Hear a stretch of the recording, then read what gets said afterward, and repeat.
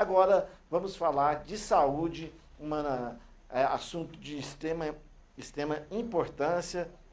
Nós estamos recebendo ao vivo aqui do JM o angiologista, Dr. Eduardo Cisteroli, e a Nete Fiorentino vai conversar com ele para saber quais são aí as principais causas das varizes e também os tratamentos. Nete. Obrigada, Leno. É um assunto que interessa a todos nós, em especial a nós mulheres. As varizes muitas vezes causam constrangimentos e afetam a nossa autoestima, mas tem tratamento, viu? E quem vai falar sobre esse assunto é o médico angiologista, Dr. Eduardo Cisteroli. Seja muito bem-vindo, doutor. Muito obrigado, Nete. Prazer estar aqui. Boa tarde, seja bem-vindo, doutor. Obrigado, Leno. Vamos explicar de uma forma bem objetiva o que são as varizes. Varizes são dilatações das veias. Veias são vasos que trazem o sangue de retorno das pernas.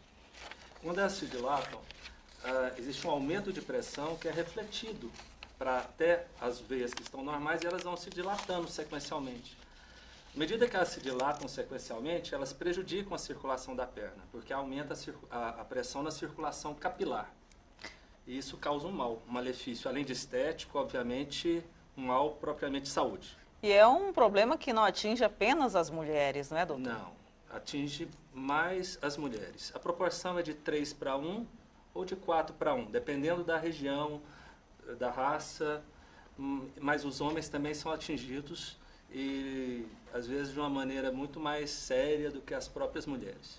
Até porque as mulheres também se cuidam mais que os homens, né? E quais são os principais sintomas e que deve aí o paciente já se preocupar e procurar um especialista, doutor?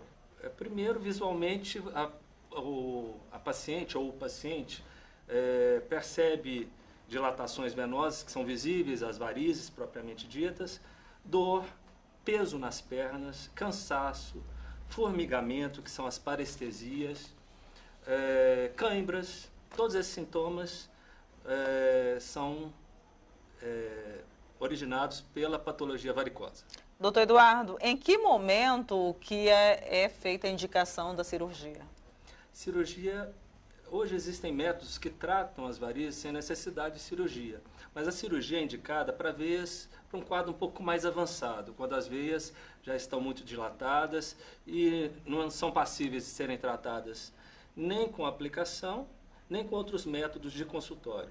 Para veias mais grossas ainda existe a cirurgia, ainda que existam melhoramentos nessa área também, que hoje existe laser para se tratar, para minimizar a agressão cirúrgica, porque hoje é muito pequena essa agressão, porque hoje não se chama nem cirurgia de varizes, se chama microcirurgia, porque é um tratamento muito tranquilo e muito pouco agressivo. Okay. Muito bem. Doutor, nós temos aqui a participação, grande participação hoje da cidade de Anápolis, da cidade de Piracanjuba, todos ligados, e daqui a pouco vamos conversar aí com candidatos a prefeito dessas cidades. A Claudete Souza, ela lá de Anápolis, ela pretende engravidar, segundo a participação dela aqui. Mas ela tem algumas varizes e queria fazer o tratamento. A pergunta seria se ela pode fazer isso já ou se ela tem primeiro a gravidez e depois disso vai atrás desse tratamento. Não existe uma regra fixa não, Claudete. Seria bom você consultar para ver o estágio em que encontram suas varizes. Se é um mal que já está um pouco avançado, não é aconselhável você entrar numa gestação com varizes assim portentosas, não. É bom que você faça o tratamento anterior nessa situação, anteriormente, ou seja, opere as suas varizes antes de ter o filho. Agora, se as varizes são discretas, são só vasinhos, você pode fazer depois da gestação, que não haverá nenhum mal. Esse tipo de variz não provoca nenhum tipo de complicação, ou não coloca a gestação em risco, uma complicação durante a gestação. Ok, continuando a pergunta, né, das nossas telespectadoras, a Valquíria Justo fez essa microcirurgia porque ela teve essas microvarizes. E ela pergunta por que voltaram. Em alguns casos voltaram. A cirurgia de varizes não tem assim um cunho curativo. Ela é de controle. Você trata aquelas varizes que já estão causando mal, mas não existe um remédio para fortalecer as que ficaram. E, infelizmente, todos os remédios, esse arsenal terapêutico que tem para o tratamento de varizes, é mais para o tratamento sintomático. E trata a dor, trata o peso, trata o cansaço, mas não fortalece às vezes, infelizmente, porque isso aí você traz de família. É hereditário, Hereditário, né? genético, isso aí é difícil se combater. Por isso que a paciente às vezes opera e tem o dissabor de, depois de alguns anos, notar que outras varizes estão aparecendo, surgindo.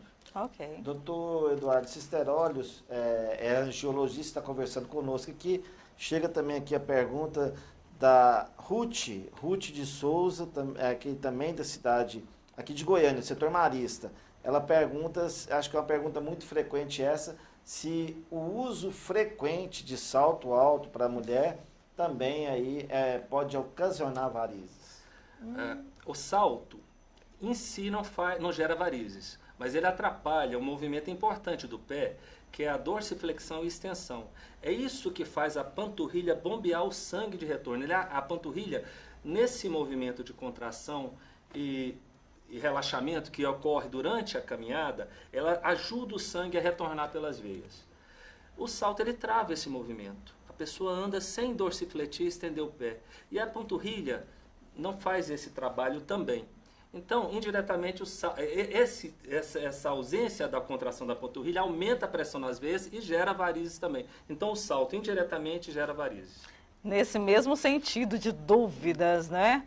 A Wilza Lima, do setor Bueno, pergunta se ficar muito tempo com as pernas cruzadas pode prejudicar e causar varizes. Não cruzadas, mas sentado. Porque quando a pessoa está sentada ou em pé parada, a panturrilha não faz esse trabalho também de ajudar o sangue a retornar. E sentado ou em pé parado, a pressão venosa aumenta e a pessoa também vai ter uma tendência a ter mais varizes. Ok, muito obrigada. Obrigado. Agradecer aí a participação do doutor Eduardo Cisterolli, angiologista, né, trazendo esses importantes esclarecimentos. O seu JM aí vai fazer um breve intervalo comercial, agradecendo a sua participação mais uma vez, doutor. E muito obrigado aí pela disponibilidade. Muito obrigado, eu que agradeço. Muito obrigado. Muito bem, nós vamos para um breve intervalo então e contamos com a sua audiência. Já muita informação aqui para você. Fique com a gente.